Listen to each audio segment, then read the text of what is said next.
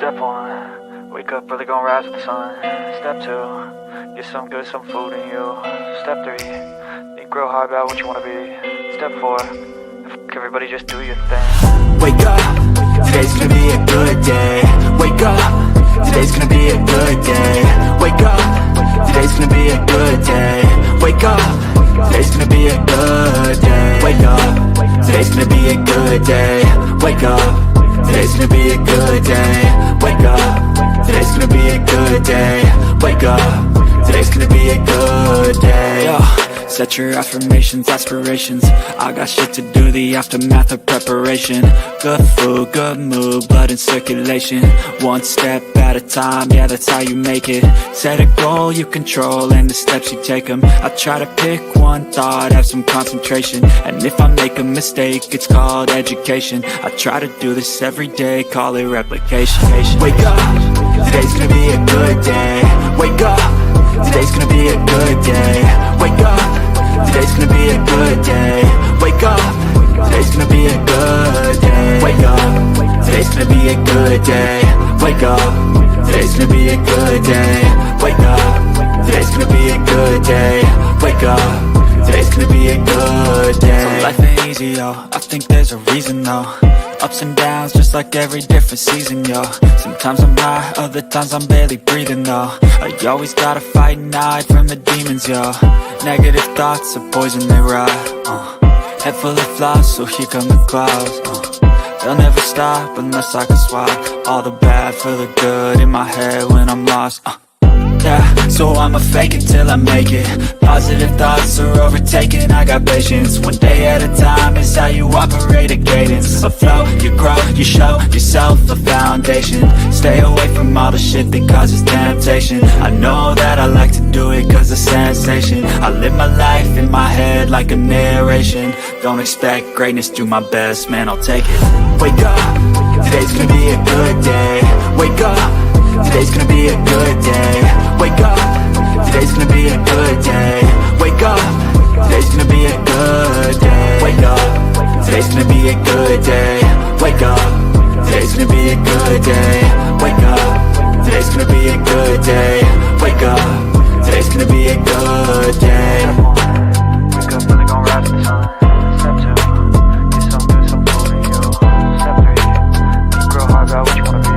Step 4, everybody just do your thing.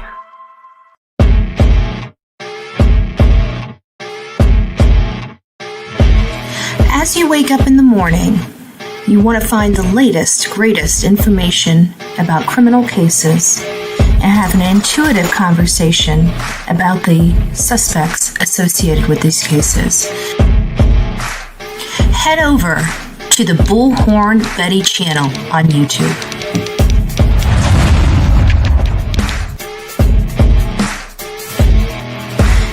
Breaking news right here on the Bullhorn Betty channel.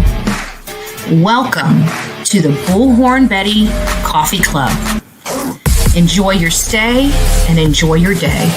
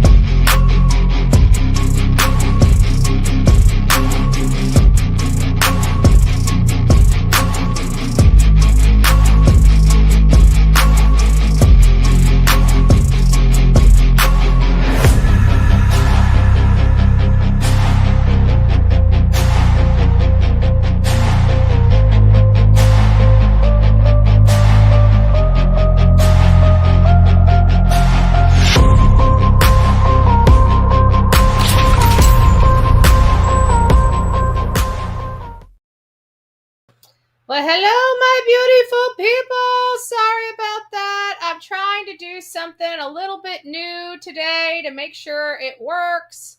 And I don't know if it's going to work. I'm looking at it. I think this is portrait instead of landscape. I wanted to try something new today to see if by any chance I like the format for some of our phone users. So if you like the format of some of the phone, I have to modify our intro videos, but I never used this feature before, so we're planning on using it today. Kind of that. It doesn't really matter whether we do or not, because the video that I'm playing above is really, you're going to need to hear. But we do like listening to or watching their body language as well. So we'll see how this works. We're going to be in regular mode for 8:30 tonight. That was kind of inspired by Hindsight's work on geofencing, and we're going to build upon the video that she put out. I got a lot of great information that I've collected. We even went back into time when this was the first new technology coming out, and it's going to be really interesting. I know when we're talking about certain things, it gets a little daunting or boring. I can promise you tonight's not going to be boring, because we're going to apply the information we learn to some statements we heard. And so I hope you guys, if you haven't signed up for it yet, please sign up tonight at 8:30. Tonight at 8:30. We are on our path of learning more about people that were persons of interest or suspects that provided interviews. You know, we're looking at things like, what were their emotional responses and behaviors? What stuff are they doing? Oh, thank you. Who is that? Oh, Kim, God bless you. God bless you. I'll get down to you just a second and put that up on the screen. So God bless you for that. So we're going to take those and apply them to some statements, but we're going to learn a little more about geofencing and what law enforcement does, what their parameters are, how they search in these we're just going to really expand on the talking point of geofencing, so people have at least a basic understanding of what geofencing is and how it applies to law enforcement, and the information that they were most likely extracting. So I find it very, very interesting. I didn't really learn or know a lot about it, but this topic of conversation has had me, take a cursory search over some information, and we're going to learn a lot later tonight. So, on the lunch hour, we're going to be going over some interviews. I really do believe things in the past could help us in the future. And so we've been going over a lot of different types of interviews. We've been learning things like, what are police officers or law enforcement's interrogation techniques? We're learning the types of questions that they will ask in a homicide or missing person investigation. We're learning the behaviors and the responses of law enforcement and how direct that they would be to any person that they're interrogating. So I think that these are very, very valuable for our knowledge in applying them to cases such as Summer Wells, Sebastian Wayne Drake Rogers, even missing adult cases such as Layla Santinello and Holland Snap, and what types of interrogations have already been conducted in those cases that we don't know about or haven't seen live. This lets us learn a lot of information in very structured environments, exactly how they would have been at the time of these interrogations. Now, from law enforcement to law enforcement, county, state, they all interrogate different. They all are trained with a same common understanding of unique and techniques of interrogation, but some of them all do it a little differently depending on what is going on. My understanding is those interrogators need to become your friend very, very quickly. I think the best way to become your friend very, very quickly is letting you know that you're in a lot of trouble up front, right? You're in a massive amount of trouble. I'm here to help, right? So, and then you keep that calm demeanor and you start breaking them down and start walking them through the case and showing them where they don't really have a whole lot of room to move. And as you do this process, it typically starts breaking somebody down. Some are more stubborn than others, as we know, and some are a lot easier than expected. But I'm trying to find all of these things to present to you so you have a clear understanding on what goes behind those doors that you've never been behind by the grace of God, right? And why you haven't been on the Bullhorn Betty channel when in some cases you probably should have been, right? No, I'm just joking. So without further ado, let's go ahead and get started on this interrogation.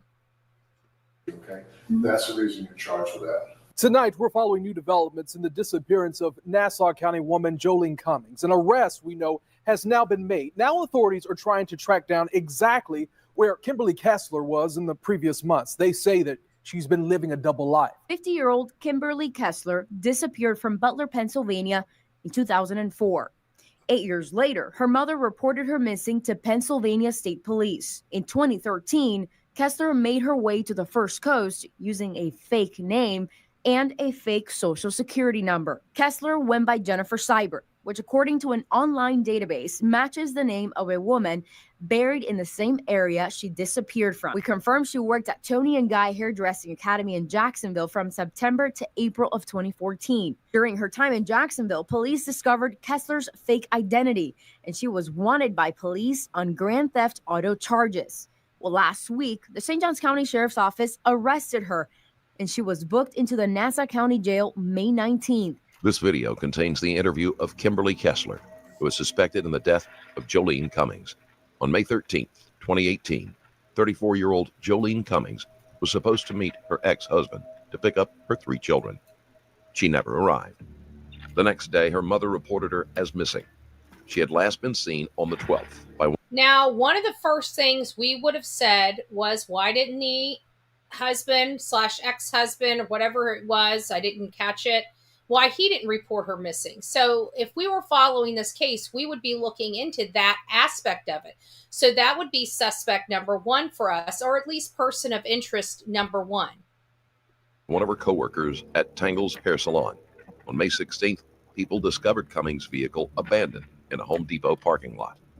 Security footage was examined, and while they expected to see Cummings exiting her car, they were surprised to recognize the co-worker that had last seen her, Jennifer Seibert.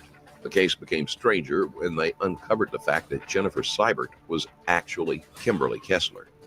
Kessler had been reported missing by her mother in 2012, although she had already been missing for 8 years.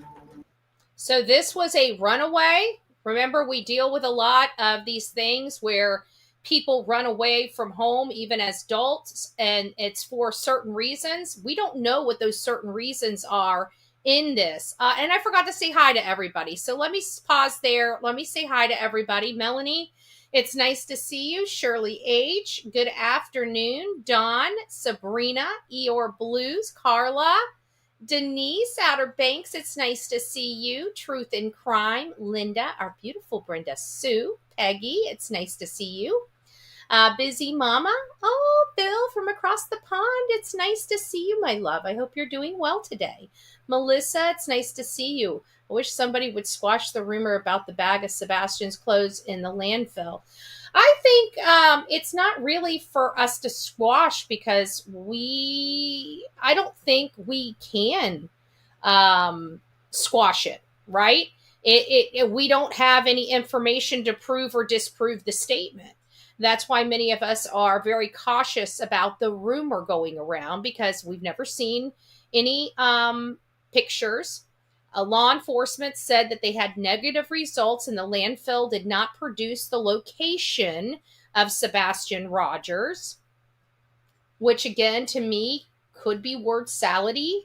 You know, that doesn't really imply there was no evidence that they collected from the landfill. And I reviewed that letter, that statement again, and was a little more skeptical with the wording. And when you analyze it, it really didn't say that they didn't find anything at the landfill. There was negative results that did not produce the whereabouts of Sebastian. Very specific language. So I that's what makes it hard to prove or disprove. The statement itself seems like it has a few holes in it, such as it taking 2 months, when we now know that the land search was on 3/7, 3/8, didn't last very long, and was over and done with. And we kind of scratched our heads because we've been physically present at landfill searches before, and they lasted weeks upon weeks upon weeks. I think 3 weeks before they unearthed Quentin Simon. So I don't know. Dawn, it's nice to see you. Lisa, good morning, good afternoon, whatever it is for you. Sabrina, I think I said hi. Got a secret, you can keep it. Peggy, Lisa, sorta Morta, it's nice to see you. Kim, thank you so much for that gracious super chat. I appreciate it. God bless you. Faye is up in the house. YouTuber, it's nice to see you. Gam to 3. Oh, I like that Gam. I call when I go to my mom's with Delilah. I said, "You going to Gamsies?" So almost. Oh, don't start moving. Good, she's ready to go. She's ready to go see Grandma. She's ready to go see Grandma. She started moving. She pulled herself out of the covers. Michelle, it's nice to see you. Faye, it's nice to see you. YouTuber, hello. Lisa C. Kelly. Who else do we have? We have Holly. Oh, Dixie, it's nice to see you. Mary, Christy. Good gracious, I'll have to say Christine. Holly, 4 Flying Doves. It's nice to see you. Sweet Peas Teas. It's nice to see you as well. Shining Star. Isaac and Exploits. The cop dad stole him and is hiding him in Arkansas. Yeah, wrong place, wrong time. Have a great day. Shining Star, Sharon, and Amy. It's nice to see you all up here today. So we've been going over interrogations of suspects, people that probably weren't deemed suspects at the time, or may have been. But it's the wall that they put up. It's how they try to answer but obstruct. And I really think I've got a pinpoint on the mom and stepdad. And I really think that, I bet you if we had to put money on it, we have 2 specific interviews that would most likely identify their behaviors during the interrogation. And honestly, it goes to Brooke Houck's and Nick Houck's interview. I truly believe that Katie would have been more like Brooks Houck's interview, really trying to help law enforcement. While I believe Chris Proudfoot would be more in line with Nick Houck, which was he went out of his way to be the obstructionist. So I think we will go through those 2 interviews at some point this week. I've just got to figure out where in the world I'm going to pull the time. I'm really struggling here to find time because I'm so busy right now. But either way, here we go. We're going to get back to it.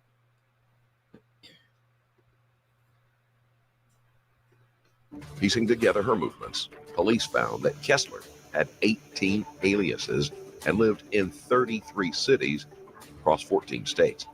Further discoveries sparked by online discussions revealed that Kessler had been using aliases for years before her disappearance. The question was raised whether or not Cummings was just one in a long line of victims. Now, again, details are much different, but we're not looking at the details to be similar. We did with that Bridget lady. That was really, really similar to what we're dealing with in the Sebastian Wayne Drake Rogers case. But we're looking at their responses. We're looking at their lack of emotion. More importantly, we're analyzing the interrogator to find out what questions they ask, how they determine what questions to ask. We can learn a lot from these interrogations. Here we go. Are you sleepy? No, not at all. Okay. I am. I'm sleepy. Seems upbeat, happy, My name's Wayne. This is Charlie. appearance of cooperation. We want to talk to you for a few minutes. What name do you want me to call you? Because I was talking to the detective that drove you up, and he said I might have been calling you by the wrong name. It's funny that St. John's didn't tell you. When you run my fingerprints through, they come up as Kimberley Lee Kessler. I was born in May of 1968, May 9th. I am 50 years old. I've been running from the FBI for over 25 years. Oh, so here we go. You know, we got that. We're starting to get to this story, but did you guys hear how scripted it is? It's like she knows. We know that this is not her real lawful name. We know it's an alias. And listen to how quickly she was able to pump out all of this information that she knew. She memorized this. She memorized the script. I've been living under this particular alias since 1999, so not quite 1999. This is 18, about 19 years. And that's about it. So I would prefer to be called Kim. Okay. But Okay, I just want to make sure that I'm calling you. So scripted to me, when I hear that very beginning part, it to me is like she has a checklist in her brain. Check, check, check, check, check, check, check. And she's trying to explain it away as her being, in fear of all of people, the FBI. By your right name. But if you run them through, the last time I got picked up was back in 1999, and I bonded out. And it took them, I don't remember, it was a couple of weeks. I don't know if it was 2.5 weeks or 3.5 weeks before they actually, matched them up. Yeah, it didn't but that was 1999, so maybe it was a little bit slower then. Okay. But I don't know, there's lots of people on the face of the planet, so maybe it still takes time. I'm not sure. And it may be too that since you've had this alias for so long, you've probably done a lot of stuff since that time, and so you've actually kind of got you've got a history under that name, so it probably shows up in different databases and stuff like that. And that's just a guess, and maybe that's why it's happening like that. Oh no, fingerprints are fingerprints. Fingerprints are fair, and I agree. but I have. I didn't erase them with acid, so they are the same. Just saying. And I agree with you, but I haven't run your fingerprints. And if St. John's did, they failed to notify us that of the different names. So I apologize. Perhaps they just thought I was a nut job, so they just ignored me. But so she has 20 or more aliases. I think he set up to 30 potential aliases. It will eventually come up. So Kessler is oddly confident and seems proud that she has been on the run for so long. It doesn't even deflate her when she learns that no one has really noticed until now. Call you Kim. Okay, If you live with Kim, we'll call you. Yeah, my mom's name, she's Connie Kessler. She's up in Butler, Pennsylvania. I have a brother, Robert Charles Kessler, his sister, Sarah Jacqueline Halsey Kessler. So she is literally playing this identity out. And she's able to be calm. And to me, not believable because of how this to me sounds scripted. But either way, would I have known that had I not known? I don't know, because I have looked into this case and I do know some of the details. So maybe it is kind of clouding my initial judgment of it if we were to watch it the first time. To me, it sounds scripted. Would it have sounded scripted if I wasn't thinking it would be scripted? I don't know. Excuse me, Kessler Halsey. Halsey's from Does your Miranda. family know you, or you don't want your family? I haven't. No, that's fine. I haven't talked to them in a while. I have cousins and all that. All my people are. Do you not want to spend time with them anymore, or just? Yeah, I'd like to. I'm ready to go back to being myself. I spent, about 25 years running from the FBI, and thought I could build a life for myself, and I've done nothing. I've been living. I've been trying. I've been living in my car for the last over 2 years. It's not getting any better. I would like to know, and I'm not the FBI, I'm not a federal law enforcement agent or anything like that, but Now, mind you, she is in the hot seat for unaliving someone, and she's calm, she's cool, she's cracking jokes. Again, behaviors that we see often, especially recently.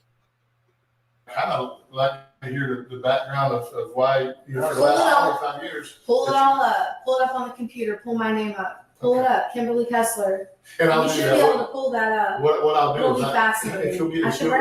if you'll give me a minute, Mhm. I will step outside, and my crime analyst is actually here, and I'll give her that information and let her work on that. Yeah, Kimberly Lee Kessler. Kind of Okay. a silly middle name, isn't it? It's like my mom stuttered. I'm just saying, I never really cared for it. What's Her name, actually, she has 2 birth certificates, but only 1 social security card. And her father named her Constance Lee, like constantly. Her mother hated. Her mom See, you hated. had to explain that. Her name's not Kessler. Let me remind you guys that. I got it. Her mother, my granny, flipped over that. So my grandfather named her Constance Lee Schmidt, is her maiden name. And then my grandmother named her, oh no, her name's going to be Constance Roberta Schmidt. So that's her maiden name, but it's Constance Schmidt Kessler. So do you plan on going back and reuniting with your family, or you haven't decided, or what? Yeah, I think so. I think it's just time. I'm 50 years old. I am 50, and I'm just. It doesn't matter. Looks are deceiving, obviously. Some people look young, some people look whatever. It doesn't even matter. You have children? I do. I have a son. He is in North Carolina with his father. That's what got me going and running again in 1999. Child Protective Services snatched him while I was at work from the babysitter, and that really sent me over the edge. So, thankfully, his father got him. He told me that the judge told him, or the judge said to CPS, why won't you give this man his son? Like, why are you fighting against him? And the judge made him get our son. And so thankfully, my son is 20 years old now. I haven't seen him since he was 14 months old. I'm very grateful that his father got to raise him. I did not want him in foster care. It scared me to death. I couldn't even understand why they took him. So that sent me on my last 19-year run. He was born in 1998. My son is Evan Everett Brooke, and I was under the name Christina Brooke at the time. Yeah, the names go on, don't they? Wow. And 25 years. I mentioned I've been running from the FBI. They'll have a list. Her son doesn't even have her last name. Her son doesn't even have, and we don't even know what I've never heard of this lady being on the FBI list for 25 years. I don't know if any of this is true. Like, the way it's sitting, we don't know nothing. This lady looks like a pathological liar. Again, another attribute to many cases that we are covering. Of everything. So, How long have you been cutting hair? I've been cutting hair since I was a kid, but I actually got into the professional with a license 4 years ago. I guess that works well if you're moving around a lot. I guess it's No, you can wait tables or whatever. I have driven tractor and trailer, which I did in Virginia Beach, Virginia. Did I mention I'm wanted in Pennsylvania, Virginia, and Arizona? yeah. I also had a real estate license in Arizona. It goes on and on. I didn't really sell anything though. Here's the thing. It's just, I guess it requires I just thought that, okay, so my grandparents on my father's side of the family made a lot of money. In real estate or? No. No. Actually estate sales. So you guys are seeing they're just having run-of-the-mill conversations. This is what I typically see in interrogations. So they're just trying to, break the resistant wall down. Just get them to talking. Just get them knowing that you're friendly, that, that you're wanting to listen to them. Sometimes these people, as heinous as some of their crimes are, they just want somebody to hear them, which is crazy, but it's true. Lots and lots and lots of money, unbelievable amounts. And I just thought to myself, I'm going to make money. Well, no, it requires a special blessing from God. It also requires help. What I noticed in the last 25 years of being on my own, especially after my son was taken, I didn't let anybody get really too close to me. I did get into abusive relationships. That was foolish. And then I really kept everybody at arm's length, but never really let too many people get close to me. It is virtually impossible to take care of oneself by yourself. You can't do it. It's funny because you got to have somebody. You got to have a wife, or you got to have. And that is absolutely not true. I think there's a lot of single people in my chat that are divorcees or just starting out in life, that are doing it all by themselves and absolutely have no need, this idea that you can't do it by yourself. Well, when you're conning and scamming, yeah, it's hard. When you're a criminal, yeah, I can see where it's hard. But for the normal people, getting up and going to work every day, and if it falls a little short, getting a second job is what most people end up doing. Have people. You can't do it by yourself. So it's amazing though that for 25, I mean, it's amazing to me that because you always hear about people going, oh my gosh, I just want to start over. I just want to, I just want to be somebody else. I just want a whole new identity. No, but then if you ever really look into it, I mean, it's complicated. It's complicated. It's very complicated. It's very complicated. So The detectives play to Kessler's vanity by emphasizing how hard it is to completely start over in a new life. Kessler basks in the attention and overshares personal information. What is your son? Now, that's a valid point. Overshares personal information. You guys notice that? Because wasn't there a lot of personal information just recently shared that probably shouldn't even have been on the YouTube platform to begin with? I'm just saying. Are you married to the guy that you have? No. Okay. No. So do they know that you're? I mean, where do they? They know I'm running. They know I'm okay, running. so- He's probably angry about it. I gave him before I left. All I had to give him was an old Volkswagen Bug that I had.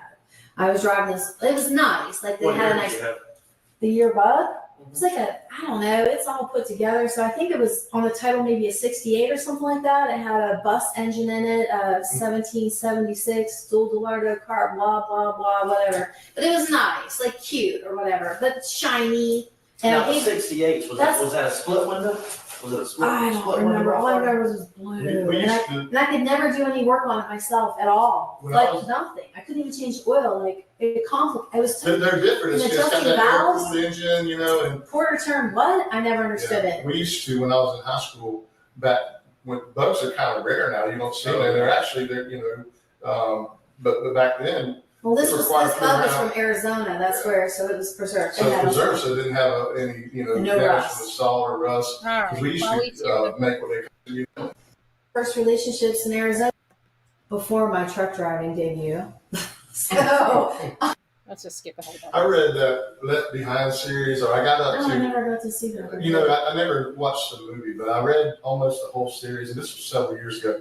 But it got to a point because it was really great. It was book after book, but I almost got to the point where I forget. I got like 10 or 11 books in, and they were still making more. And I got to the point where I just felt like they were just making so much money off of them. They just kept stretching out and making more books just to make I more never money. even read it. I'm and so I was sorry like, that happened. The Bible's the same though. Yeah, it was just. There's no extra books. I mean, Yeah, I mean, maybe the Book of Mormon. but I just feel like they got greedy because they were a very profitable series, and they just kept making more books and just putting just fluff in there. They weren't really, so. Sorry that they took you like that. I Well, apologize on their behalf. yeah. But the Bible, like, it's the same. You read that, and it's kind of dry. But like, I don't know. I compare it to a vitamin. Like whenever you So take a now we're vitamin, you don't almost chew a 20 vitamin minutes up before you in. swallow it. We just Right, swallow it. right. Well, that's what I do with the word of I God. see Just- papers moving. just Let's swallow move it. ahead. Okay. So, yeah. My mom was born in September. She So- was so born was mine. September 9th. So now they're going through some background information. So they warmed up. According to this interrogation, they warmed her up for about, I don't know, not quite 20 minutes. It's right here when they're starting to get into some answering of questions is right about 18 minutes and 39 seconds.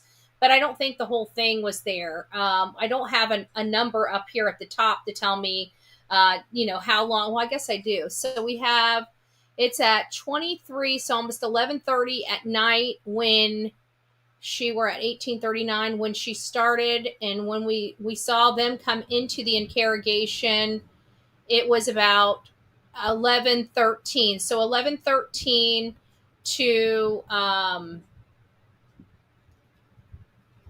11:13 to about 11:29. So about 16 full minutes of warming up, kind of setting the tone, getting to know the person, her kind of being friendly with the person.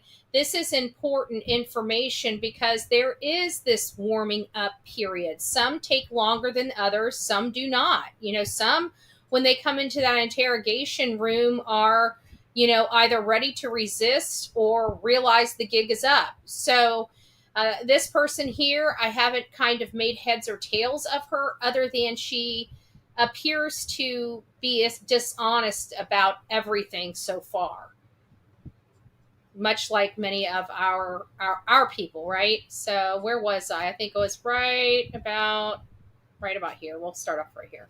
Okay. So, yeah. My mom was born in September. She So- was so born was mine. September 9th. My mom's 1948. My mom's is September 10th. Really? That's interesting. I'm a September guy too. Okay.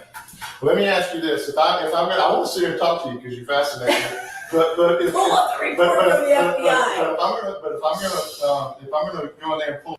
He's, kind of pumping her ego up. But I have to think as a law enforcement professional, a case like this where you have a woman that has all these aliases and everything like that, I'd have to think that this story is pretty fascinating to law enforcement. This is probably not their normal suspect. This is probably very interesting to them from an investigative perspective. I'd have to think that in part he's doing it to bolster her ego, but in part also, this is pretty stinking interesting. Pull it up, and you're wanted by the FBI. I am wanted by the FBI. Okay. Are you right? We need Miranda in case I get back here and you're wanted for something. Sorry. Reading you your rights. If you're wanted by the FBI, Go ahead. I can talk to you. Fine. Okay. Pull Awesome. me up, please. But I got 3 questions I got to ask you that's on the form before I do that. Okay. The first one is, are you under the influence of any drugs or alcohol right now? No, Okay. I don't do those. All right. The second one is, can you read and write the English language? I can't. Okay. And the third one is, how many years of school did you complete? Quite a few, actually. High school, of course, and college here and there, and then more college here and there. I took my GED, guess how many times? Like 3 different times, and passed for each different name, like different names I was under. Okay. Awesome. Yeah. And I, That doesn't make sense. She said she graduated high school, but then refers to it as a GED, which is an equivalent. So it is on record graduating high school, but she didn't technically graduate high school, if that makes it was kind of a little confusing, but she acknowledged getting her GED, which means that she did not graduate high school, but she has a high school certificate. obviously you went to some kind of trade school at least or something. If you trade school I did. I drove tractor and trailer for Schneider. That was back whenever they'd actually put you up in a hotel for I can't remember, it was 6 weeks and put you through the paid training. Did you do that here locally? Or? I did that up in, I was in Virginia, lived in Virginia at the time, and I went to, I think it was Charlotte, North Carolina, is where I took the classes at for Schneider. God bless them. They paid you, you know what I mean? One of the benefits of allowing Kessler to lead the conversation is that she drops locations and the names of places she was enrolled or employed. This gives the police an easy way of tracking her, not only for evidence in this case, but to see if there are any other crimes she needs to be charged with.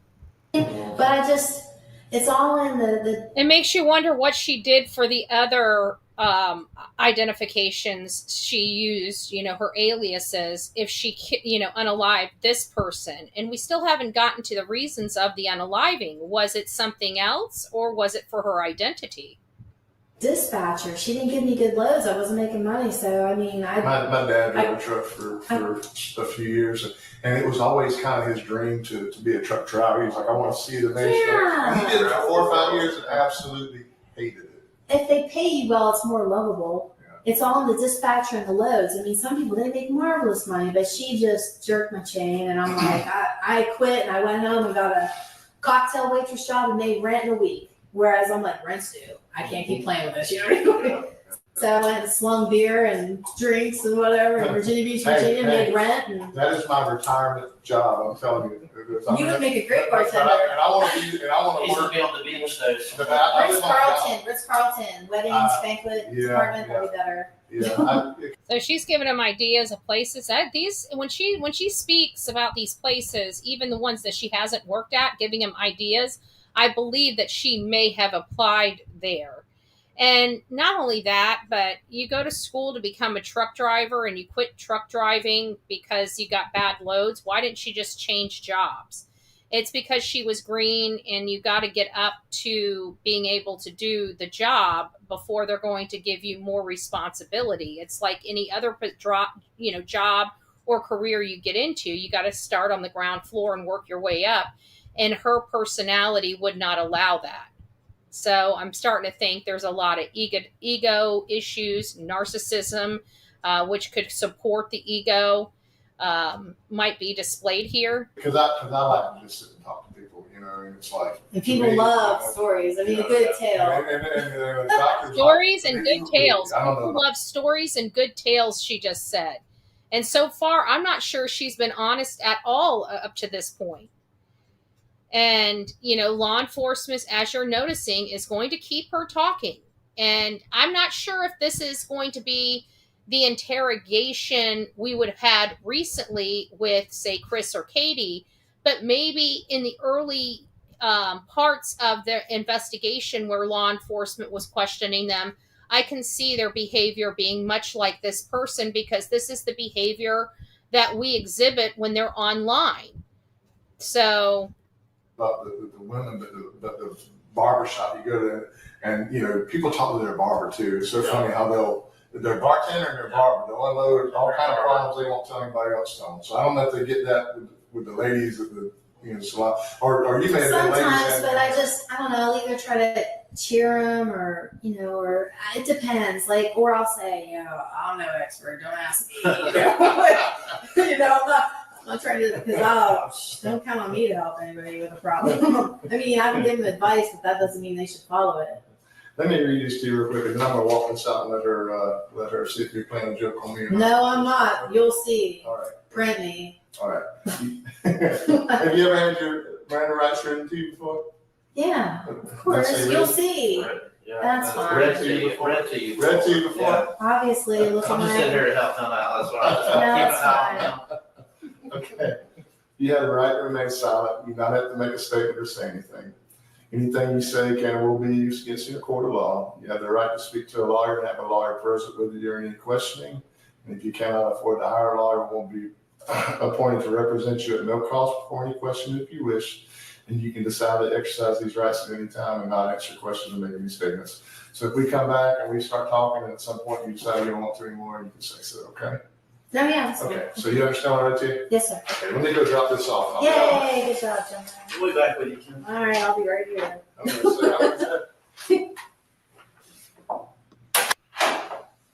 wow, Kim. So what I've exhibited is her friendly nature to law enforcement. And I think that this is a deflection practice. I think she's going to know that they're going to find this out about her, that she was preemptively a lot of the preemptive. Remember, we didn't ask a lot of questions, such as the 3-hour phone call in the Sebastian Wayne Drake Rogers case, but it was offered in the Dutch's interview. And it was offered in the Dutch's interview at a time when the case went from being a ground search to a criminal investigation. So we have to remember that. I didn't lie. Well, she's still working on stuff, but she found this right away. Oh, my Is that people. you? Yeah, that's me. That was my younger guy. Stop taking back and squinting my eyes. You know what? She wanted me to open my eyes there in Tennessee because they wanted to scan them and I wouldn't open them. See how Really? squinty my eyes are? The woman kept saying, What, open you're talking your about this eyes. one? Open your eyes. No, this one. Open your eyes. I was gonna say, your eyes look good. Open your eyes. Why Is not? that a driver's license plate? Yeah, open your eyes. I wouldn't do it. I was like, kept them squinted until she finally gave in and took the picture because I didn't want my eyes scanned. It's not, That's me with short hair. it's not Short saying hair. that you're wanted though, it's just saying that you're a missing person. Why would you be No, wanted? no. I have aliases. I have IDs. I was Christina Brooke whenever I had my son Evan Brooke. Well, I was what Melissa name are you wanted McKernan. under though? I am Kimberley Kessler. That's No, but you said you're wanted, you've been running from the FBI, why? What are you? So whenever they snatched my son, I went out and bought a gun. Okay. And whenever I went to visit my son, I planned on taking him. I never made it to see him. That he wasn't there anyways, and I got arrested for having a gun. Oh, what state was that in? Virginia. And that's when another time whenever the run began. But I also was running, let's see, so in Arizona, I used the ID Melissa McKernan. Pull it up. It should come up. Melissa McKernan, and went for the real estate license. And there you get fingerprinted. Well, I was fingerprinted once before as Kimberley Kessler for trouble I'd gotten into prior. So whenever it ran through, they're like, I got in trouble. They were looking for me then. They're like, we show you these fingerprints come up as Kimberley Kessler, but you say you're Melissa McKernan. I'm like, So, so it started. It just goes on and on. Now, that's probably my mother saying I'm a missing person. I'm not missing. I'm just. Yeah, that's the only thing. Kessler can't give a concrete reason why she is wanted by the FBI. So far, all they can find out that she is a missing person and that they are at a loss why she is presenting herself as some kind of a criminal mastermind. Well, like I said, Again, doesn't this go to some type of disorder? What kind of disorder would that be? Where somebody is wanting to be somebody else. Like they believe that they're somebody else. I know that there's personalities, but I don't think this is a multiple personality situation, but it's the need to feel more important than you really are. And I know that there's a disorder for that, but I don't know what the name of that disorder is. she's still looking, but immediately whenever she puts your real name in, this is the first thing that popped up, and I looked at it and I said, I can see the smile, and I can kind of see it in the nose, especially in the black and white picture, because it's a little bit clearer than the one on the right. Did you have red hair at one point in time? I did all sorts of things to my hair, of course. I'm a girl. I'm going to do that. Wow. But like I said, I don't see where, as far as them saying you're wanted anywhere. I mean, I knew that she couldn't have possibly been wanted by the FBI. I've never seen her face where, even back then I was into a lot of true crime. Running on further out. I'm wanted in Arizona for, I guess, just fraud, because I am Kim Kessler, and because of I got fingerprints. I did get the license. Oh. They issued it to me, and then later they came back with fingerprints. It took longer to run through in like the early 90s. It took like months. So maybe even longer than that. And then they came back and they're like, the FBI. They actually, I don't know how I got the message, but I called him. And he was like, I'm blah, blah, blah, FBI. And I'm like, and he's like, are you Melissa McKernan? I'm like, yes. And he's like, well, I also show you as Kimberley Kessler. And I'm like, yeah. He's like, what did you do? And I couldn't remember. All I could say, I think all I said was like, I'm sorry, sir. I'm sorry, sir. I'm sorry, sir. And I hung up on him. Mm-hmm. And then I had my boyfriend take me to the airport, and I flew back to Virginia.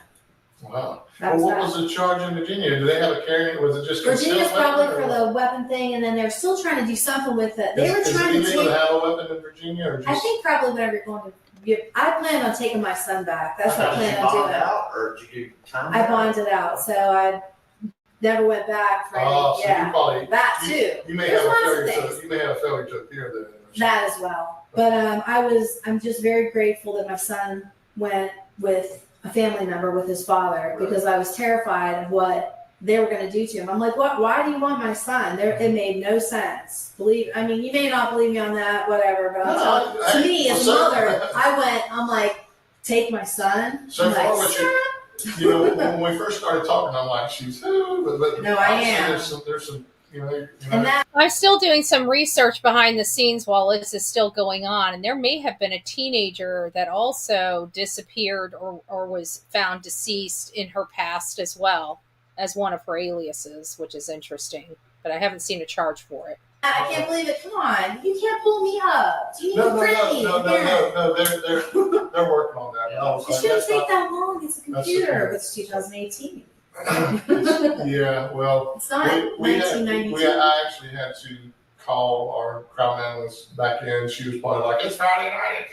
Is it? Okay. Yeah, so she's probably not happy with me right now. Sorry. No, it's not. No, it's all right. I told them. She'll get paid overtime. St. John's ignored it. I'm like, okay. Whenever I went before whoever, I told them, my name is. I've been running from the FBI for over, I think I said with him only 20 years, but it's longer than that. Was that the judge or one of the detectives down there? I don't know, wherever they take you in before somebody. So I was with all these other people who we stood, I guess, before a judge. I mean, but I said, my name is Kimberley Kessler. Cassie, I almost want to do a poll. I'm going to do a poll. Hold on. This is going to make you guys chuckle. I know it is. Let's do a poll. We're going to do a poll. Do you think KP and CP would be this happy in handcuffs? Take the poll. Take the poll. There it goes. Votes are now to being taken. Because I mean, you know, if they're going to be happy, what are we waiting for? You know, I'm just wondering, what are we waiting for? What are we waiting for?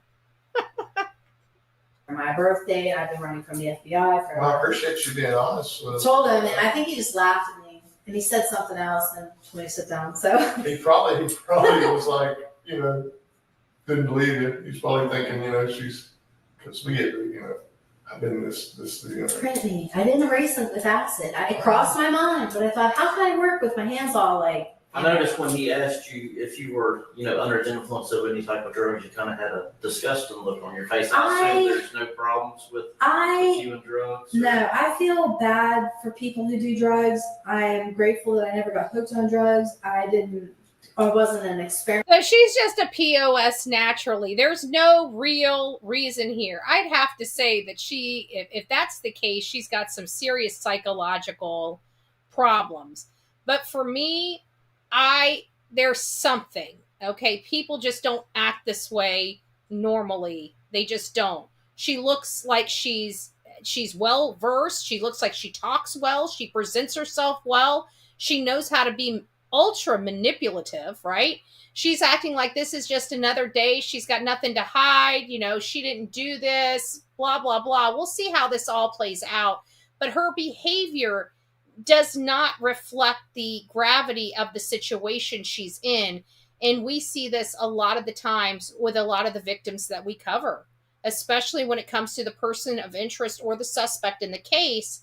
They have this deflection aura about them and they laugh it off because, again, who can laugh in such a serious situation? Experimenter with that. But I don't know. I don't have probably the empathy for people who do drugs that I probably should, because friends of mine actually, I mean, a friend of mine, his wife, I think I already shared the story. She got in a car accident back in 2002 or whatever in her Jeep, hurt her back. They put her on prescription pain meds, and that's the end of her life, basically. She's hooked. Yeah, she's hooked on drugs. She has no job. They're worried about losing everything. Their 401k, their house, their everything. Over that. It's amazing. Coming from a woman that just said she slept in her car for the last 2 years. I used to, you know, probably. I might be running from the FBI, but I'm not hooked on drugs. And I've seen it earn, you know, like I said, I used to know a lady that worked in a very professional business, made very, very good money, never been in trouble in her whole life. She got on the opioid pain medication for a legitimate reason. Yeah, the doctor and in 3 years, she went from $100,000+ a year job to McDonald's been arrested twice. Care about her son in relationship to herself, but that is consistent with the way she views other people in general. What else is new? I'm used to it now. My dad passed away when I was young, and that was one of the hardest things. I wish if I could go back in time, that's one thing. If I could change it, I would. I'd somehow save him. He died right before I turned 21, so I was 20. At the time, I was working in a restaurant, but before that, I was bartending for a while. But I ended up having to settle that. My mom divorced him right before he died, and he loved that woman. She's not a nice woman. Okay. I had to settle the estate myself, bury him myself. I had never done any of that before. I love my dad. I had hyperventilated and cried for over a year. I'm going to be a basket case, and I'll tell you, I have dealt with death my whole career, and I've had the unfortunate opportunity to tell 100 people that or more that their loved ones are gone, and I can do it because it's my job. But when it comes down to, I see other people all the time.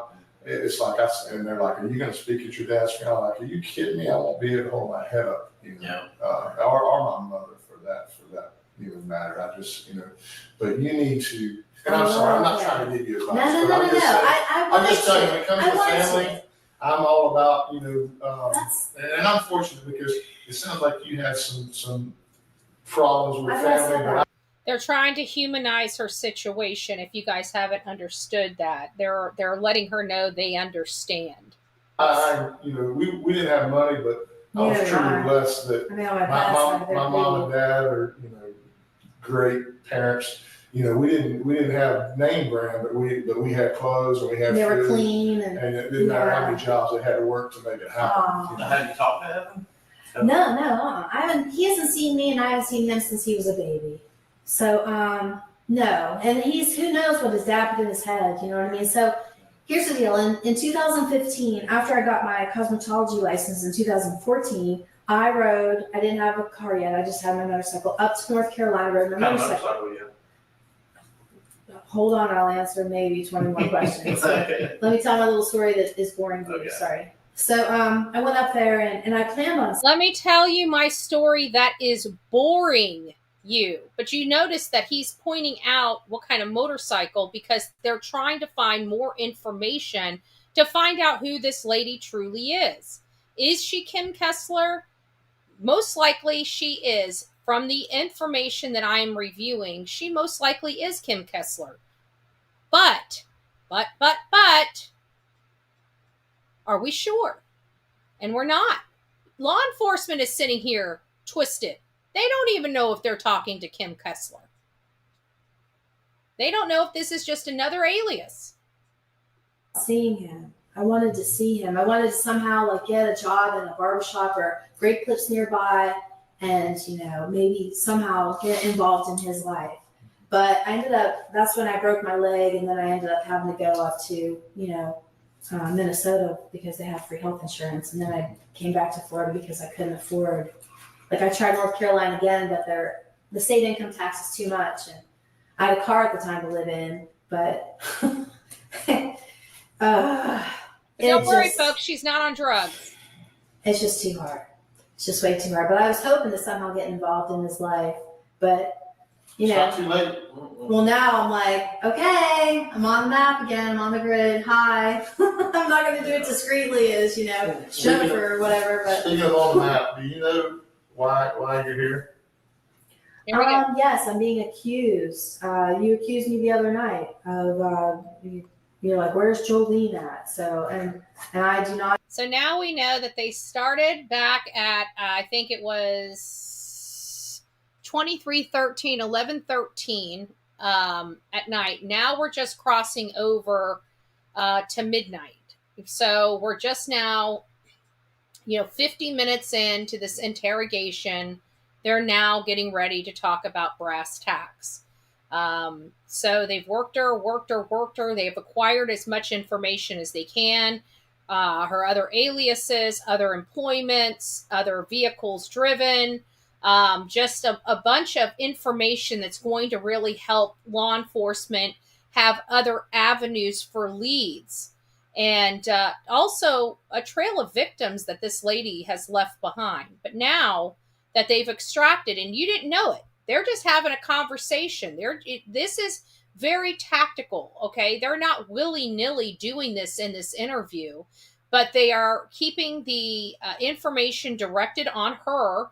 And when she's talking, they allow her to speak. And that's what people do because you want them to tell you stuff because you're trying to get as much information from them as possible. I know where she is.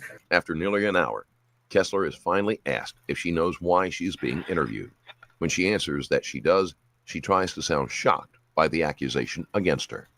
Because that's, and the other night, and I think I apologized to you the other night because, when I talk to you and tell you that family means a lot to me, a couple of days ago, I met Jolene's two sons, and they were literally, I call it, and it's probably not the best term to use because people will look at it and go, that's kind of a prejudice statement. And I don't mean it that way, but, my mom, when I was a kid, she'd say, stop running around like a wild Indian. I mean, that's what it reminded me of, because her two little kids were just, literally, I'm standing there, and one of them's running between my legs, just running around, and they're all over the floor, and I'm like, you know, they were running around like wild Indians. I don't mean that in a negative way. And it was just, you know, it broke my heart, because I was like, you know, where is she? It's, you know, she had been reported missing. They said, you know, there's no way that she's not going to be with her kids. And so I probably come across harsh when I talked to you the other day. And for that, you know, I didn't mean anything by it. But like I said, I want to know, I want to be able to find her, and I want to be able to get her back with her little boy. It's just like, you need to go and be with Evan. She needs to be with her kids. Okay.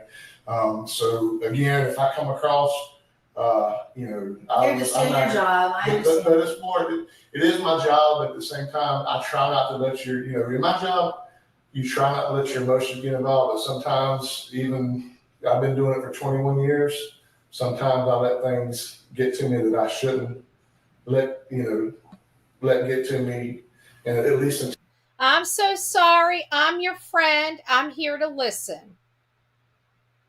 Until later on, when I'm not trying to have a conversation with somebody. Well, you kind of put those things to the side, and you worry about them later. And maybe I didn't do a good job of that when I started talking to you. you're fine. Feelings are just kind of a funny thing, because I was raised by kind of stout German people that are like, suck it up, you don't show feelings, I'll beat you until you stop crying. So we're like, we finally learned. It only took a couple beatings. We're like, okay, we got this under control. But feelings are like a funny thing, because you got to somehow deal with them.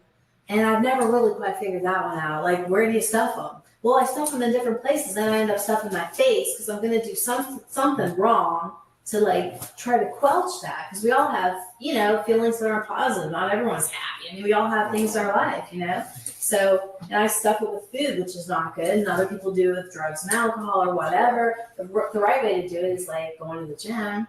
Yeah, or, you know, I like to go camp or hike, and it's like, if I can, I say I like to be alone for short periods. I couldn't do it for 25 years, but to me, nothing's better than a 3-day in the woods right by myself, me and nothing but a campfire and a canoe or something like that.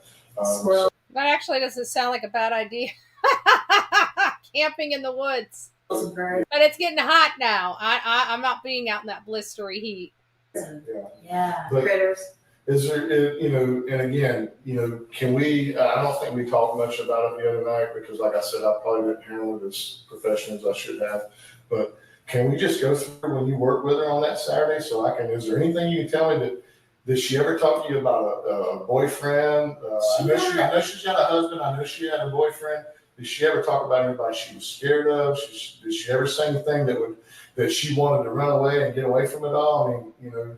I don't remember hearing anything. She would have different conversations sometimes with different clients, because different clients, you don't tell every client. You know what I mean? Like, but the one client that, what was it? The one I told you, what was it? She was saying CPS came to her house. She was telling one client that I caught a little blip of it in between listening to YouTube and the phone ringing. And I remember hearing her say she thought her ex-husband or her husband was doing it to get out of paying child support. That's all I heard. And I don't remember ever hearing about a boyfriend ever. But then again, I don't always really pay attention. And as I told you before, Miss Ann, she really like talked to Miss Ann. Like, her and Miss Ann would go out back and they smoke cigarettes together. They sit out back sometimes for a while. And they would even forget that their clients were in. I'd have to go to the back and be like, hey, your clients are here. Because they would get so involved in talking. So I don't know as much as, you know, maybe Miss Ann. And honestly, whenever I first started, she would tell me, you know, I don't even remember what, she started telling me some things, and I would be like, I am not the person to ask. I can't give you any good counsel. Now, did she tell you who she was hanging around with, or was she into anything that maybe she shouldn't have been She into, would just say to me, like, you know, the time or two that she'd say, I'm just going home and having a quiet night at home, or like, I don't have the kids tonight, or, you know, whatever, I'm just going to enjoy this. And I'd be like, you're young, why don't you go out? She's like, no, I don't need a man in my life. But here she had a boyfriend. I didn't even know that. Was she involved in any bad habits or anything that could get her in trouble? I can't say that she did, but I did find a bag that I believe had crystal meth in it, just a little bit in the bottom, a tiny baggie back by the back door. At first I thought, well, maybe it's Vicky's daughter, whatever her name is, Whitney, because I heard she had a drug habit, but hers is opiate, and that's not crystal meth. So, and I didn't even know what it was at first. And it was actually Jolene who said, "That's a drug baggie." And I'm like, "Really?" She said, "Yeah, that's drugs." She goes, "Do you know what kind of drugs it is?" I said, "I don't know. It could be bath salts. They look kind of like crystals." And I ended up looking up on the internet, and I believe it was crystal meth. How much was it? Just a little bit at the bottom, but enough. Kessler plants the idea that Cummings was using drugs, possibly in a bid to make the victim seem unreliable or. Yeah, and that's pretty interesting that she is totally against drugs at the beginning of this. Totally against, and there was a point that she overexpressed that. Now we know why she was adamant about overexpressing her anti-stance on drugs. To take the focus off of Kessler. As you can see, it was crystals, and I'm like, and then as I started watching YouTube videos and trying to get myself educated on drugs, the behaviors. If you found and let me ask you guys this, just out of, I don't know each person, and I want you to answer honestly. Just put a 1 and the 2 in the chat. But listen, let me ask the question. How many people, if you saw a baggie, are you really going to pick it up and inspect it? And if you do pick it up and inspect it, are you going to pitch it, or are you going to take it back to your desk and start looking up what it could be? I just don't see myself being invested in that if I see something on the ground. I see like I'm going to pick it up and throw it in the trash. And if I do see something, that's going to be like, oh, somebody's not supposed to have that, as I'm pitching it away. Who actually goes through the process of looking it up? Like I said, there's more going on with this lady. I wouldn't be surprised if we do find out she engages in such type of stuff. I would not go to all those steps to find out. Right. So if you would put a 1 in the chat, if you would not, put a 2 in the chat. So yes, you would go through all those steps. 1, no, you would not go through all those steps. 2. Let me check on our poll. Do you think KP and CP would be this happy in handcuffs? 77% says no. 77% says no. And then we've got the other poll going on in the chat, and the majority of our group says absolutely not. There's one nosy person, and that's the real me too. She'll look it up. But the rest of us, we don't have the time.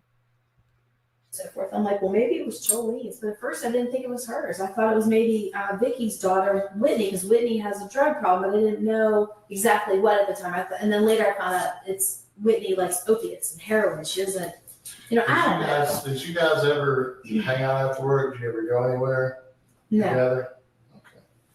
Okay. She ever allowed to use your car? You allowed to use her car? Did you ever go anywhere together like that? No. Okay. But you asked me all that before and I answered before. So. Okay. That's all right. I mean, I think when we were,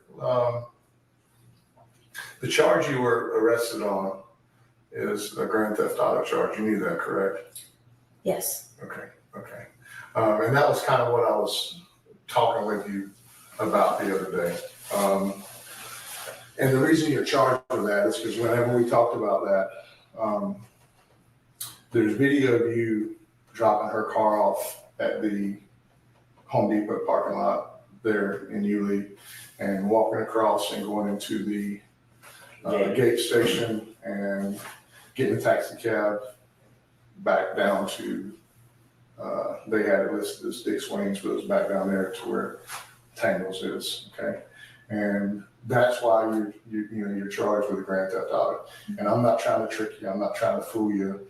You're opening up to me and I'm opening up to you, okay? Mm-hmm. That's the reason you're charged with that. You're not charged with anything else, okay? But something happened to Jolene. And, we actually sent our crime scene unit out to process Tangles. And there was some evidence there, okay? We have also, and I don't want you to think I've been fooling you. I just want to talk to you and get to know you a little bit because I think something Was there an accident? Something that you didn't plan happened, but let me tell you what we did, okay? Because I just want to be honest with you, because I think something bad happened that you didn't intend to happen, but Let me be honest with you. You're in a lot of trouble, a lot more trouble than grand theft, and I'm here to help you. we have, taken a look at your car, and we went out and went to your storage unit on the island. And we did that all on a legal basis. We had the search warrants for them all, okay? We've got the video of you when you go in and buy the bottle of water, you bought it on your credit card. You paid for the cab on your credit card. You used the clerk's phone to make the phone call to the cab company. We also have recovered your shoes that has Jolene's blood on your shoes. So I just want you to, if something happened that you didn't intend to happen, I want to talk to you about it. I don't think you're an evil person. I don't think you're a mean person. I think you. That is interesting to talk about the shoes, right? The shoes. Because one of the questions asked in an interview to Chris Proudfoot was, were everybody's shoes accounted for? And he wouldn't answer that question. And maybe this bag of clothing that we don't know is true or not true. What if it wasn't a bag of clothing? What if it was shoes? What if it was shoes? Have done one hell of a job getting through the last 25 years. And I just want you to be honest with me. You're ready to make a new start. You're ready to start over. I don't think there's really any new start. I mean, my life, I'm 50 years old. I don't see anything foreseeable great in my life. I give up, man. I give up. I'll keep breathing and praying, and that's about it. Well, let me tired. Let me put it to you this way. I don't see anything panning out. But Nothing. listen to me. I get it. And I tried as hard as I could. I would probably agree with you as far as,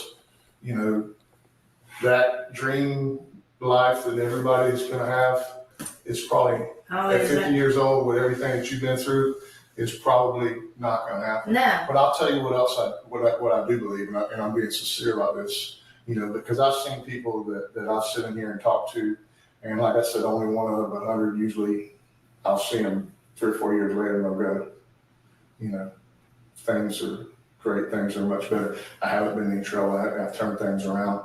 But I have seen a lot of people that when they come in here and we first start talking, they're carrying a big, big, heavy burden. And you've been carrying not just, I think what recently happened, you've been carrying some other burdens. From what you're telling me, I don't see where you want it anywhere else, but. I am. As they list the evidence against her, Kessler becomes quiet, the flow of endless chatter suddenly drying up. When she does speak, she focuses on anything but the actual crime itself. I can't believe it doesn't come up yet. Our computer's really that slow. But I've seen it. They may have it in there. She may have it, but I want to talk to you. I want to keep up and keep leaving. So she may very well have that now. But I've seen people when they finally go, okay, I'm tired of running. I'm tired of being tired. I'm tired of being something that I'm not. And, even if it means that they're going to have to make some more sacrifices and some bad stuff's going to come towards them, just the weight off their shoulders. I mean, there's sometimes I sit here and you can literally see them just kind of go, and it's like, I'm ready to tell the truth. I'm ready to do this, and I don't think you're bad. They just want her to relieve her from this overwhelming burden in this very horrible situation, and they just want to help her do the right thing so it will help her in the long run. I don't think you're evil. I think and I got to. And in all fairness, I truly believe they try to help these people because they're already in S Creek without a paddle. They've done something ferocious that will lead them to many years in jail, if not their entire life in jail. And by not cooperating, you're only compounding your situation, in my opinion, because many people think they're smarter than the police. It's only a matter of time before that catches up with you. And when it does, you are saddled with a whole host of other crimes as well, including lying to law enforcement, which those can stack up. So even if you did an appeal and kicked your murder conviction on appeal or got a new trial or something like that, those other charges are going to still put you in jail for life, because that's typically how they set these things up. We've talked to the owner of the business, and I know that she was kind of said some negative things to you that day. She said that she thought you were fake, she thought you were phony, and she was going to look you up. And you know, I don't remember any of that. okay, that's what I was told. That's what what's the name of the lady that she's got the heart issue that owns the Vicky. Vicky. No, I'm sorry, it was not Vicky. It was I said that wrong. I apologize. There's a Asian woman that works there a couple of days a week. She was there. She was there that day. I apologize. It was not the owner. She said that there was not so much altercation, but just that there was some tension with you guys that last day. And she said that that's what Jolene told you. That, you know, she said she overheard that.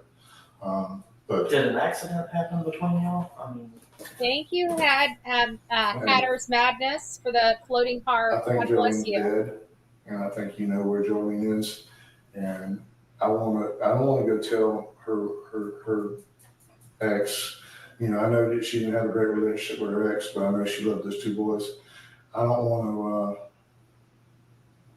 them to. I dread the point, but it's going to happen. I'm going to have to tell them that their mom is gone. Okay. and we need to know. But I need to at least let them be able to give her a proper. If she's out there somewhere, her body's out there somewhere. Let us get her buried properly or whatever final arrangements they need. I wonder if they had this conversation with Katie and Chris. You know, because I mean, let's face it, we know how law enforcement thinks, how law enforcement speaks at this point. We've seen enough interrogations, interviews, and everything like that. And we know that, you know, law enforcement has talked about, at least behind the scenes, statistically, you know, where the case with Sebastian is. And it makes you wonder if they pleaded with Chris and Katie's good sense to do the right thing or not, if they truly believe that this is an avenue that they're exploring. And I think that they are exploring this, especially with the water searches as well as the landfill search, you know. Take care. I just want you to think about it for a minute. We're going to find out what happened. I don't mean that in a threat. I don't mean that in a bad way. I've been here for 4 days, almost 16, 18 hours a day, because I'm going to find out where those little boys' mama is. I promise you I'm going to do that. You can help me do that. And you're the one that can make it happen right now. No, I cannot. And I'm not, again. You guys notice that there's a few things I need you guys to take note to. And one is exactly what the commentator had stated, right? The commentator had stated that, you know, she was really, really happy. Now they're getting into brass tacks. You know, they've warmed up to her. Now it's time to talk about more important things. Her demeanor changes. Her body language changes. Her speech changes. It's almost non-existent. She's no longer bubbly or happy or feels comfortable. They're laying out some serious allegations against her, and she's not crying. She's not observing. Like, think about yourself.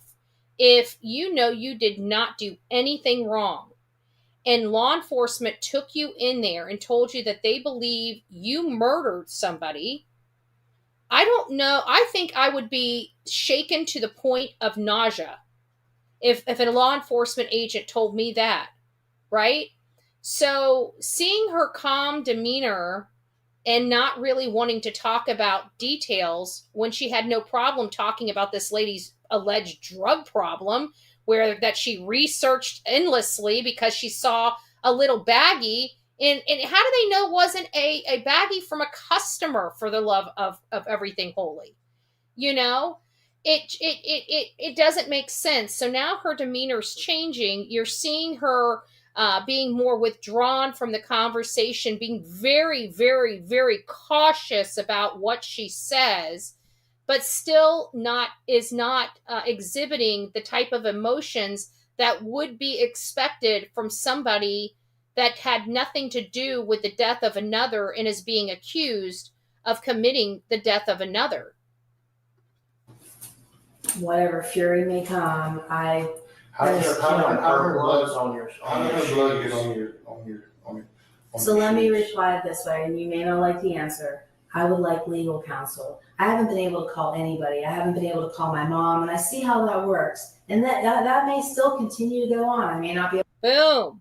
Remember, we just recently heard, now we've got no corroboration, well, in part, but we heard learning through the grapevine that at least Katie, which I really truly believe it's Katie and Chris, but at least Katie has invoked her right to remain silent. And what you will notice is the people that do invoke their right to remain silent invokes it at a very particular point in an interrogation or conversation. And it's much like what you're seeing up here. So this could be telling. Were they starting to break down some of the case to Miss Proudfoot about what they have against her before she invoked her right to counsel? Because for almost a year, allegedly, she had no criminal defense counsel. And we've learned recently, over the last several months, right before, I think, the end of the year last year, we learned she indeed had counsel. It might have been, no, I think we learned that she had counsel right before the 2 interviews that she did, because we learned that her attorneys were sitting in on both of those interviews. So she had already had counsel by those time. I think those were back in January. So I think it was right at the end of last year that we had learned that she invoked her right to counsel. So I just want you guys to pay attention, because these are important. When we start hearing these things in these interviews, we need to understand what, and these people weren't slamming their fists on the counter. These people weren't, in her face, screaming at her. They were having a conversation she didn't want to have. And it's very telling, because if she had nothing to do with it, why didn't she just explain where she was? Why didn't she explain why she was getting out of this lady's car and getting a cab? Be able to call anybody. You just stick me in jail, and I'll sit there, and I can't call anybody, and on we go. That's fine. I can't speak for what, when you were held down. I couldn't call anybody. I couldn't call my mom. I couldn't call anybody. Nothing. I can assure you, when you get to our facility, we will uphold the letter of the law as far as whatever the policy is and whatever legal and rights And I you don't- have, those will be upheld. Well, they weren't so far, so I don't really even expect them to be. That's what I saw down there. They didn't pay attention to me. That's fine. I'm expecting that's what Boy, she's been a victim her whole life, hasn't she? That's what happened. So I'm like, I'm That's not- perfectly expecting it to be really bad. That's not So- gonna happen here, I promise you that. Virginia Beach, So you know, that do was you pretty do you bad. not want It was. let me clarify, They do you not want to extradited me talk from to me? Arizona. Do you not want to talk to me without legal counsel? Is that what you're telling me? Yes, sir. Okay. Do you need a drink of water? Do you need to go to the bathroom? No, thank you. You're not going to be mistreated at this facility. You will get, they will abide by your constitutional rights. If you change your mind, you're going to get an attorney. But if you change your mind, you want to talk to me, I'm going to reunite those boys if it's nothing but with their mother's body. And I know that's a sin. I know she's dead. Okay? All right. So you guys have got to see yet another interview by another person of interest. She was jailed. I know she's in handcuffs and stuff like that, but she was jailed for grand theft because she was in a lady's car that's missing that could not have possibly given her permission to use that car. That to me is the low-hanging fruit. They got her on the low-hanging fruit. They were able to prove that she was in a car she wasn't supposed to be in, right? So those are the types of low-hanging fruit that I'm talking about when I expect law enforcement to charge somebody that's done or what they believe may have been a terrible crime. Much like I think that there's enough information with the CPS reports as well as the statements from the counselor notes that would support or at least provide probable cause that he was that they could be charged with abuse in the Sebastian Rogers case. But again, this is Tennessee. They like to apparently put everything together in one document or one charge or one trial event because of budgets or whatever they're telling the people of Tennessee or Sumner County.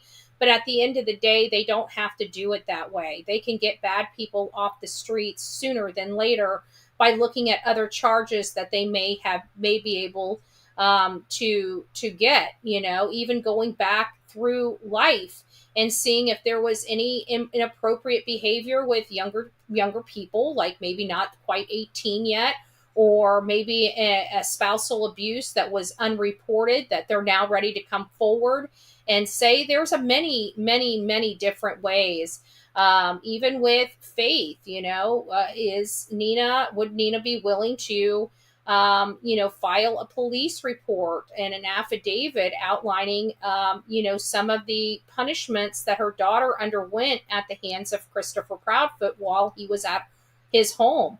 These are a lot of different legal remedies that law enforcement has if they need to apply pressure to the mom and stepfather that are being uncooperative and have lawyered up while they have a missing person. They have all the time in the world to sit on panels and talk about S-toys and A-beads and all these other disgusting, deplorable things. It sounds like they're passing around probably a graphic photo of, me depicted in a horrible light, it sounds like.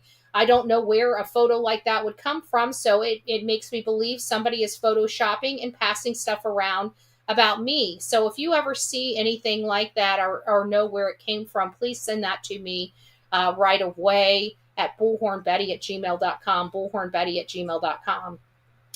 So it seems like there's a lot of, stuff. And then we have the council. Then we have the won't answer for all their shoes. They wouldn't answer whether all their shoes have been accounted for. And I found that quite interesting with, finding of these shoes that had blood on it from this lady that's missing, that she was last seen in her car when she was not supposed to be.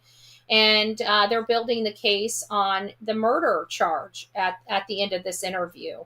And when they started getting down to the brass tacks of what they believe she did, they hadn't charged her by that time. Even after they left, they didn't charge her for the crime of murder yet. But they talked to her about their belief. And that is when she lawyered up. And I think that is very crucial, especially when applying at the time of Katie lawyering up. Was it something similar? Did law enforcement tell Ms. Proudfoot what they believed happened prior to her lawyering up and no longer wanting to cooperate in the investigation of her only son, which is missing? This case. Very problematic behavior, not supported by the gravity of the situation. There has been no real urgency to find Sebastian. There hasn't been any real raw emotion displayed online or offline that anybody can attest to. This child just vanished. We went over the possibility of what this anhydrous ammonia does and how it behaves with moisture or water and makes this hydroxide ammonia or whatever it is that it turns and it starts breaking down your body. There's just a lot that goes into into this case. There's a lot that we don't know for fact, but we have common sense and reasonable deduction, and it's painting a very, very clear picture, at least for me, related to what could have happened to Sebastian Wayne Drake Rogers. Roger Spanish says, oh my gosh, let me tell you, not true. I know folks at the courthouse and they all laugh, saying she will regret the 6-month higher court because they have so much. Oh, I could care less. And you know what? Their evidence is what? Me talking? That is protected speech. That's what these animals are failing to realize. So there is that. So thank you. Have a great day. Please don't come back. So there is that. Sebastian Wayne Drake Rogers, he was missing when he was 15 years old. He has since turned 16. He was, at the time he went missing, 5'5", and about 110 to 115 pounds. If you know anything or have seen him, please reach out to 1-800-TBI-FIND, 1-800-TBI-FIND. God bless you, and we will be chatting very, very soon. So it's time for me to get back to work, and I got a lot to do. So God bless you, and we'll see you soon. From the East Coast to the West Coast, we are everywhere true crime is. We are asking for the public's help. We are searching in the woods. We are doing what it takes here on the Bullhorn Betty channels to find answers to the most alarming cases we have been watching on the news. I can tell you personally that I have traveled this entire country seeking these answers and bringing that content right here to you here on the Bullhorn Betty channels and Bullhorn Betty Crime Stories. We are happy with the work that we've done. We brought many answers to the public, and we have defied mainstream media in our pursuit of the truth in these cases. We will continue to work, we will continue to fight for these victims, and we will continue to tell their stories here on my channels. Welcome to the Bullhorn Betty brand of channels and the Coffee Club. Thank you for your love, thank you for your support, and more importantly, thank you for allowing me to bring these victims' stories to each and every one of you, advocating for each of these victims. God bless you, God bless America, and more importantly, God bless our victims.